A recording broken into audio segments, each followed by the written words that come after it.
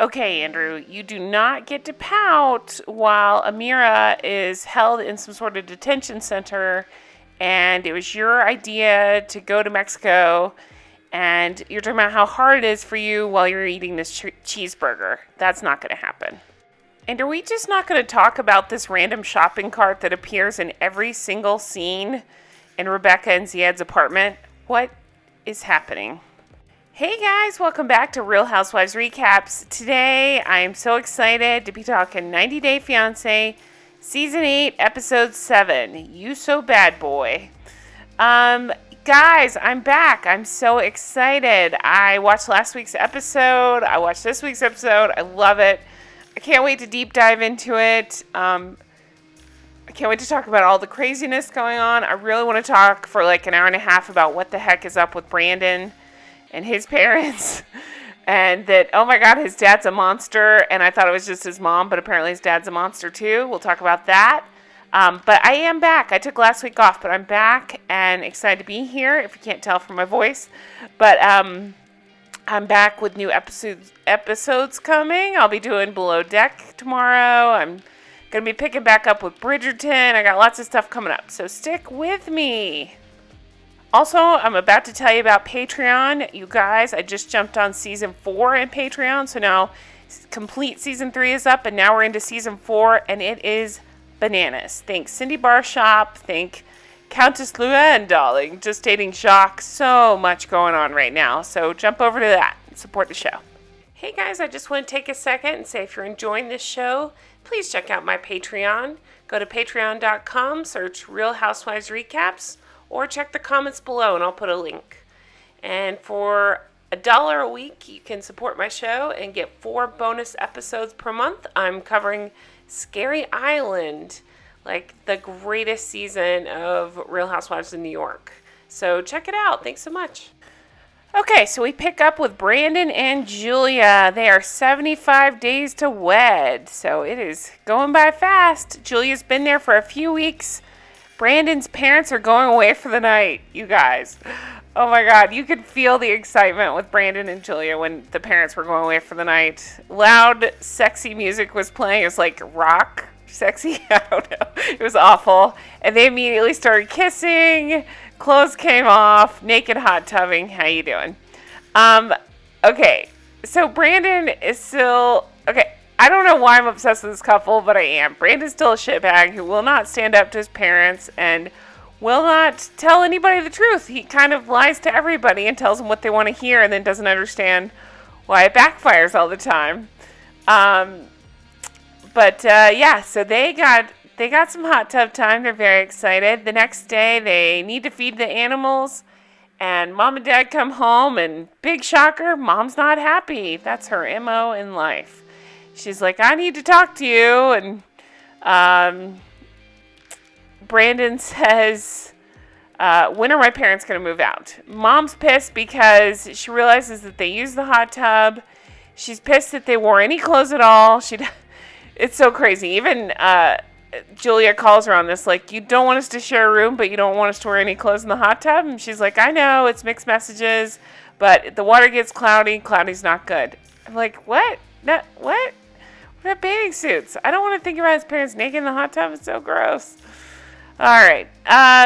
Let's go to Rebecca and Zied for a minute. You guys, I'm really trying. I tell you this every time, I watched and covered Rebecca and Zied's season of Before the 90 Days. So I got to know them there. I am bored to tears with them this season. I just can't spend a lot of time on them. Poor guy just got in from Tunisia. He had to spend the night with her daughter and her daughter's fiance, having dinner, getting grilled on his intentions, and he just wants to go to bed. And I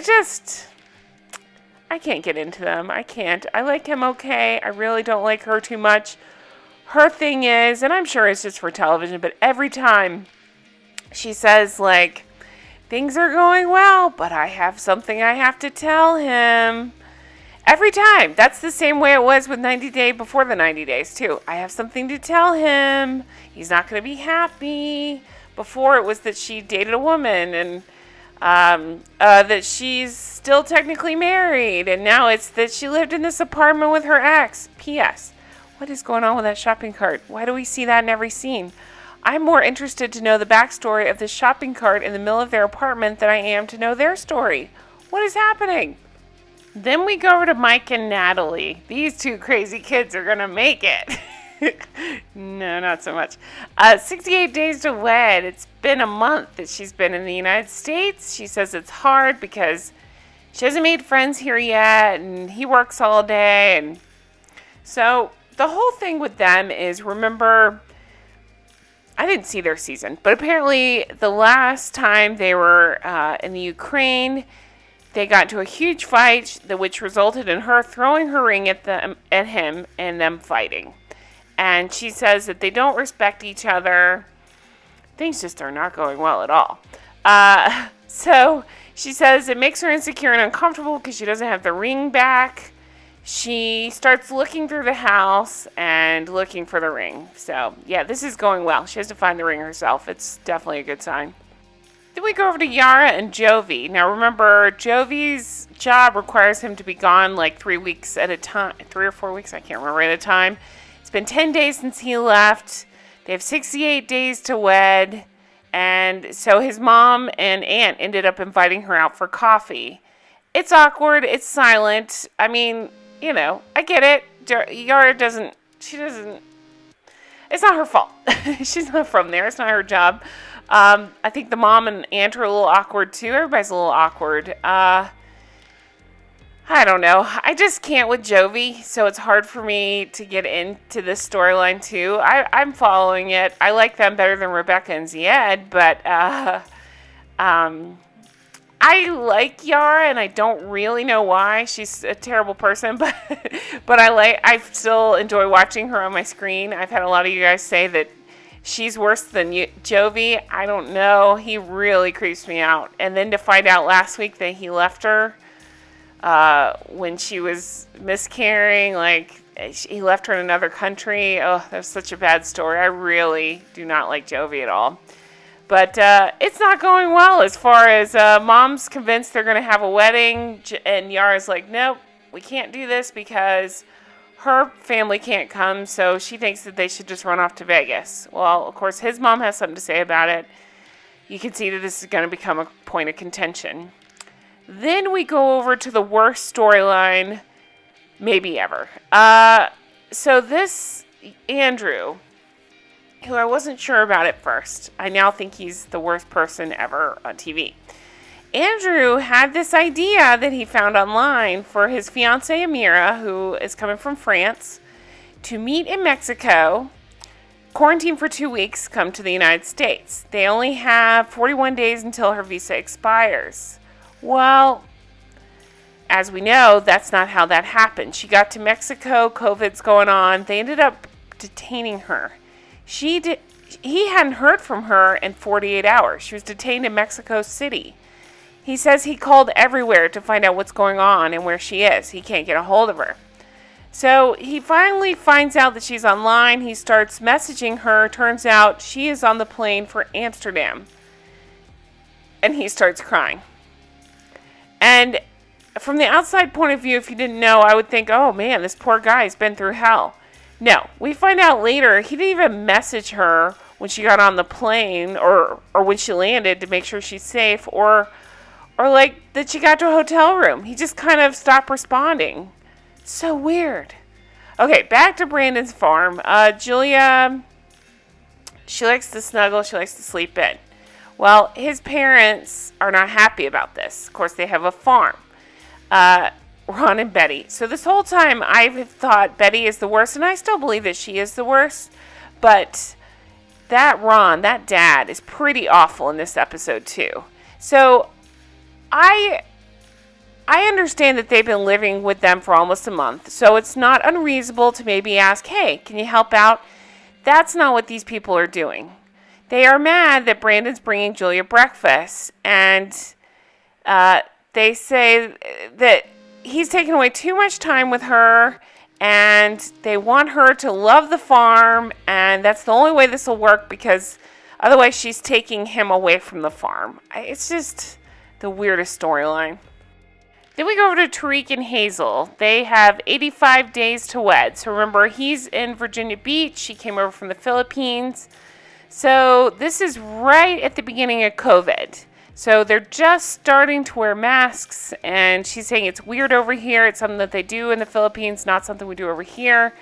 He wanted to show her around before things got worse. Little did we know that it'd get really bad. But it's nice. Yeah, I think he's a pretty thoughtful guy. He seems like he's trying to make her feel comfortable. He's trying to show her around. He's trying to make her happy. Well, there's a point of contention between the two of them. So remember that she identifies as a bisexual, and that's not something that she could ever talk about in Philippines. But in America, she's more comfortable, and this is an option for her, and he's fine with it. And she's interested in finding a girlfriend for their relationship. And Minty is somebody from Thailand that they had this situation with before. And Hazel started to feel left out because Tariq and Minty would speak Thai, and she didn't understand and felt left out and jealous, and so she requested that he break it off. So he did, but he did message Minty to check on her when this whole corona thing started, because apparently where she lived got hit pretty hard at the beginning, and so this comes up. She's pissed. She doesn't know if she can trust him. We go over to Rebecca. She has to work. It's Zied's first day there. Last night he had to spend it with Tiffany and Micah. It's overwhelming for Zied. Again, hard for me to talk about this. It's hard for me to care. Zied's fine. Rebecca bugs me. Her family bugs me. There you go. I do like this apartment, strangely. It's really big and open. I did laugh because he FaceTimes his mom, and they both talk about the size of the milk. It's huge here, apparently. And so, I mean, they're just showing how he's kind of getting to know things. He's missing his mom. He's FaceTiming her and just kind of talking about what all's going on. I think the most depressing part is realizing this poor guy came all this way, and he doesn't even have a sofa.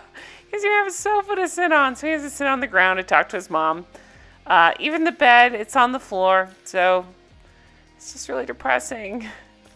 Back out to Brandon's farm, parents' farm, I should say. Every time Mom walks in and says, "I want to talk to you," like, part of me shivers inside and dies a little bit. This is where I got really annoyed with Brandon. So, Mom and Dad are saying he's not pitching in the way that they want him to help. And Dad says that they aren't real happy. And Mom says he isn't helping with the animals the way he used to. And Brandon says she's not a morning person, and he brings her tea, and she says, "Stay, come back." So he stays with her. So he's basically throwing his fiancé under the bus. And she even says he won't speak up. He blames, or no, I think I wrote that in my notes. He won't speak up. He blames everyone else. But she's like, "What the hell are you doing?" Julia gets annoyed. She goes to sit in the other room so they can talk it out. Brandon looks like a little kid. He's staring at his parents. His dad's saying they're not communicating, and Brandon's not taking things seriously. And it's just a mess. It's all Brandon's fault, because a little part of me understands that, their house, their rules, he should respect it. But then I think he's like 27 years old. He needs to figure his shit out, get out from under them. Like, I think they are a little bit taking advantage, not of him because he should work there, but I don't think Julia should necessarily work there. I mean, she can help, but I think it's ridiculous how they rode her about not being up exactly on time and all. I mean, it's a little crazy. And they're hard on Brandon instead of explaining like an adult how you feel or talking things through. He blames it on Julia, or he just says there's no point in arguing with them, and he won't tell him how he feels. So the parents get confused thinking that he understands, and then when he does something else, they're even more confused because they thought he felt a certain way, but his not communicating is really biting everybody in the ass. So ultimately I blame Brandon, but I think his parents are freak shows too. I think they belong on the farm together, and I want to tell Julia, run. So we finally get to see Amira. So Amira, we find out she was put on a plane to Amsterdam. We get this flash saying after 3 days, Amira was released from detainment in Mexico and put on a plane to Amsterdam. So she has to set up her video of herself. There's no videographers there. This is just her phone. That's why these shots are weird. And she has to talk to her producer, and this is where we find out just how awful Andrew is. Poor thing, is just completely shocked, as you would be, and explain these terrible conditions she was in, and how awful it was, and how they took her phone, and she didn't know what was happening, and she felt like she was in prison, and she didn't know what to do, and I mean, just terrible scenario. Awful. So then this is where we find out that, she told him she was alive and on the plane, but then he didn't message her again. He didn't see if she landed. He didn't see if she made it to the hotel. What's going on? We find out that he, according to her, was pressuring her so bad to do this. He was pushing her to do it, saying he always does stuff for her. She doesn't do things for him. Saying that if she doesn't do it, then she obviously doesn't love him. He told her she's free to make her own decision, but if she chooses wrong, then he's going to resent me forever. Oh my God. What a scumbag. What a terrible person. He's the worst. I'm not just saying that like how these annoying people are, like he's the worst. No, he actually is the worst. He's a devil. This is a terrible thing, and I hope to God she stays in France and does not go near him. I hope she meets a nice man in Amsterdam. Back to Zied. He's puttering around the apartment. Rebecca comes home. He says Rebecca does everything to make him happy, so he wanted to do something for her. He doesn't have money for life in America, but he wanted to bring her something, so he surprises her with a bracelet, and that's so sweet. Very thoughtful. She's shocked and says he's the most romantic guy she's ever been with. Again, the shopping cart. What is happening with the shopping carts? Most romantic guy that she's ever been with, and she loves it. I mean, all I can think of with this is she acts like a teenager. She doesn't think things through. She's been through this many times before. She's impulsive with this love stuff, and I like Zied. I actually think he seems more grounded than she does. But all these secrets I have to tell him, he's not going to be happy. All this stuff, it's just very juvenile. So that's why I think I have trouble with Rebecca. So back to Brandon and Julia. I mean, things are just getting more fun over there. Last night things were tense. So he says it bothers him to see his parents so upset. And they know that. That's why they're doing it. This was such a weird scene. So they make a big deal about Julia's not out. She was supposed to be up early. They say this about 30 times. And instead of just being adults about it, realizing, hey, let's go out and get our day started because Brandon's up too, they're making a big deal about waiting on her. It just didn't really make any sense. I think it was before dramatic effect. Really don't like these parents if I haven't said that 100,000 times. So, again, this whole getting her a cup of tea thing comes up. She wants a cup of tea. Mom says, nope, it's too late for that. We got to go. Okay, why don't you guys go out? Let her get her a cup of tea, and then she comes out. Julia is asking Mom what to do, and Mom is being all weird and condescending, saying things like, wake up, Julia. I mean, she didn't grow up here. She's trying to help. Don't be an ass. It's not hard. Julia even says Mom is trying to show her who is boss. I totally believe that. Mom has some weird fixation on Brandon. She's mad. She's taking it out on Julia. Okay. So Dad and Brandon start talking. Dad asks how it went with Julia last night. Brandon says she's willing to make an effort. Again, is this Brandon just making shit up to make everybody happy? Because that's what it sounds like.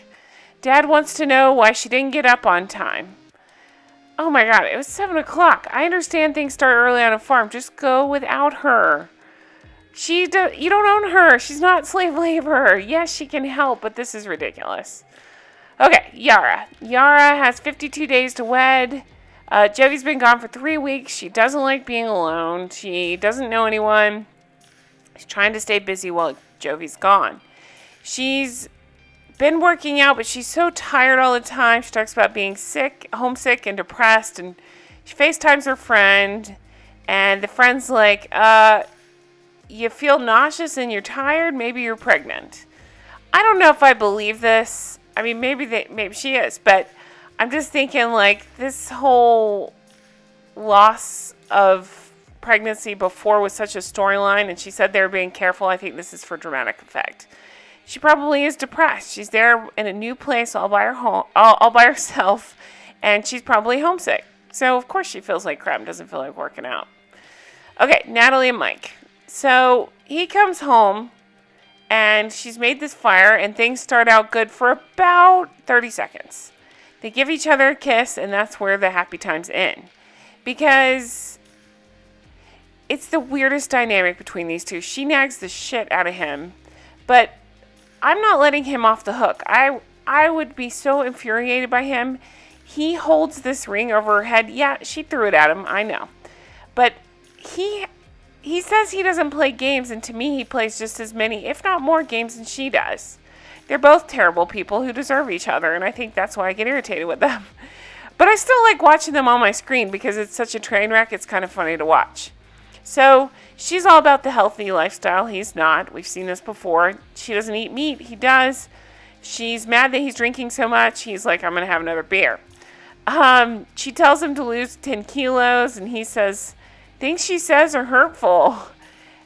She said she does tell him that she's looking for the ring today and thinks that it's in the safe, and he says, I thought you didn't want it. She says she's been there a month. Nothing has changed. She really wanted the ring. She loved it. And he says, I know, I made it special for you. This is what I'm talking about. These answers he gives, this would piss me off too. He plays games for sure. She's a terrible person too, and she nags him, and that's awful, but he's not innocent. Definitely not innocent. So she's saying that, okay, there's just all this stuff. So this is where she makes a huge misstep. She starts asking him about his IQ. She tells him that hers is very high. And she starts talking about how he doesn't go to museums. And he brings up the Louvre. She's like, that's because I took you there. And she says, you acted very differently then than you do now. Then she starts talking about he's low class. Oh, Natalie, don't say that. So it keeps on. And a producer even says, do you provoke him? And she says, yes. And he like gently touches her to say the rice is ready. And she's like, don't put your hands on me. You're drunk. I'm scared of you. You're low class drunk man. Oh my God.